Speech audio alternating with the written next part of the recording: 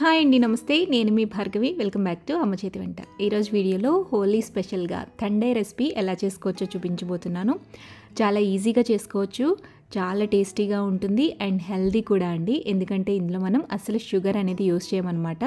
సమ్మర్కి the best recipe అని కూడా చెప్పచ్చు. ఎందుకంటే ఈ రెసిపీలో మనం యూస్ చేసే ఇంగ్రీడియంట్స్ అన్నీ మన బాడీని కూల్ చేసే విధంగా ఉంటాయి అండ్ ఎనర్జీని పెంచే విధంగా ఉంటాయి. ఇది నార్త్ ఇండియాలో హోలీ స్పెషల్గా చేసుకునే ట్రెడిషనల్ రెసిపీ అండి.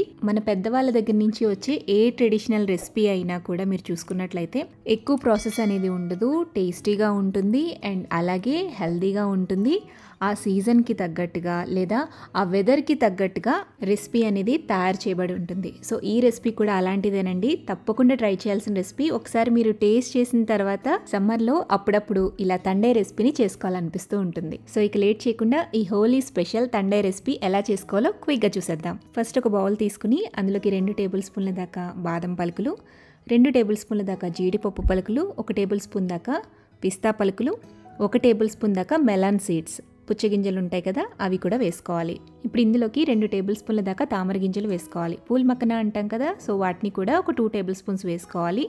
లేకపోతే స్కిప్ చేయండి, పర్వాలేదు. ఇప్పుడు ఇందులో 1 టీ స్పూన్ దాకా సోంపు, 1 టీ స్పూన్ దాకా గసగసాలు, 1/2 టీ స్పూన్ దాకా మిరియాలు వేయండి. ఇందులోనే 4 నుంచి 6 దాకా యాలకులు కూడా వేసుకోండి. ఇందులోనే 2 టేబుల్ స్పూన్ల దాకా ఫ్రెష్ గులాబీ రేకులు వేసుకోవాలండి. గులాబీ రెక్కల్ని శుభ్రంగా వాష్ చేసుకుని ఇందులో యాడ్ చేసుకోండి. నేను ఇక్కడ ఫ్రెష్ గులాబీ రేకులు తీసుకుంటున్నాను, నాకు దొరికాయి కాబట్టి. గులాబీలు కనుక మీకు దొరకకపోతే వీటికి బదులుగా డ్రై పెటల్స్ కూడా వేసుకోవచ్చండి, లేదా రోజ్ ఎసెన్స్ అయినా వేసుకోవచ్చు.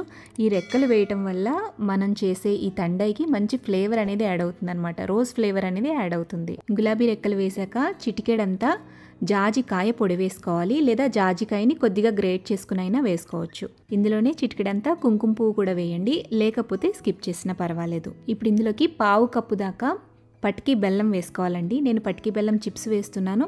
మీ దగ్గర పటికి బెల్లం కనుక ఉంటే పటికి బెల్లాన్నే వేసుకోవచ్చు. ఇవన్నీ వేసేసిన తర్వాత 1/2 కప్పు దాకా నీళ్లు వేసి మొత్తం అంతా కూడా బాగా కలిపి కనీసం ఒక అరగంట పాటు నానబెట్టుకోవాలి. ఈ గింజలన్నీ కూడా త్వరగా నానాలి అంటే మీరు వేడి నీళ్ళు వేస్తే కనుక త్వరగా నానిపోతాయి అన్నమాట. సో అలా వేడి నీళ్ళైనా వేసుకోవచ్చు. నేను నార్మల్ వాటర్నే వేసి ఒక ½ అన్ అవర్ పాటు నానబెట్టేస్తున్నాను. ఇలా అరగంట నానబెట్టుకున్న తర్వాత వీటన్నిటినీ కూడా వాటర్తో సహా మిక్సీ జార్లోకి వేసేసేయండి. ఫైన్ పేస్ట్లా, మనం టమాటా ప్యూరీ ఎంత ఫైన్గా చేసుకుంటామో అంత ఫైన్ పేస్ట్లా గ్రైండ్ చేసుకోవాలి. ప్యూరీలా రావాలన్నమాట. సో ఇక్కడ వీడియో క్లిప్లో చూపిస్తున్న విధంగా ఇలా ఫైన్గా గ్రైండ్ చేసుకోవాలి. ఇలా గ్రైండ్ చేసుకుని పక్కన పెట్టుకోండి. ఇప్పుడు స్టవ్ మీద కడాయిని పెట్టుకుని అందులోకి 1 లీటర్ దాకా పాలను వేసుకుని మరిగించండి. పాలు పొంగొచ్చేంత వరకు మీడియం ఫ్లేమ్లో పెట్టుకుని గరిటెతో కలుపుకుంటూ మీగడ కట్టకుండా చూసుకోవాలి. వన్స్ ఇలా పాలు అనేవి మరిగిన తర్వాత మంటని లో ఫ్లేమ్లోకి టర్న్ చేసేసుకుని ఈ పేస్ట్ని కొంచెం కొంచెంగా వేసుకుంటూ మిక్స్ చేసుకోండి.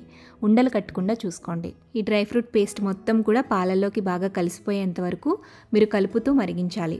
ఇందులోకి మీరు కావాలంటే ఎక్స్ట్రా స్వీట్నెస్ కోసం షుగర్ని యాడ్ చేసుకోవచ్చండి, బట్ నేను షుగర్లెస్ చేస్తున్నాను అనమాట.